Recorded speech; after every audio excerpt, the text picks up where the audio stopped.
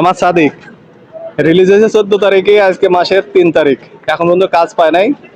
মানুষ সার্টিফিকেট নিয়ে ঘুরে চাকরির আশায় দেশের বাড়িতে, আর বিদেশের বাড়িতে এসে সার্টিফিকেট লাগে। এই হলো আমাদের দশা। তার মুখ থেকে শুনি যে কিসের জন্য সে কাজ পাচ্ছে না।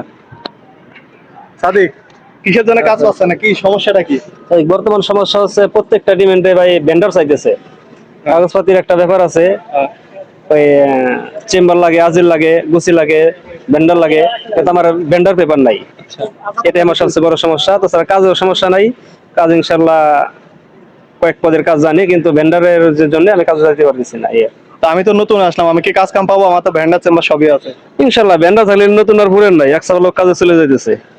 আচ্ছা ঠিক আছে, আপনার কাছে একটা আকুল আবেদন, ভালো কোনো সাপ্লাই দেখি আমারে ঢুকাই দিন, ঠিক আছে? আমি নতুন, বিষয়টা মাথায় রাখবেন, এটা আপনার কাছে একটা আর্জি, ঠিক আছে? দিবেন ইনশাল্লাহ তো? সমস্যা নাই, দিবেন তো? ইনশাল্লাহ। পুরা বন্ধুবান কিন্তু সাক্ষী, চেষ্টা করবো। ওকে বন্ধুরা, সাদিক আমার চাকরি পাওয়াই দিবে, দেখা যাক, আল্লাহ ভরসা।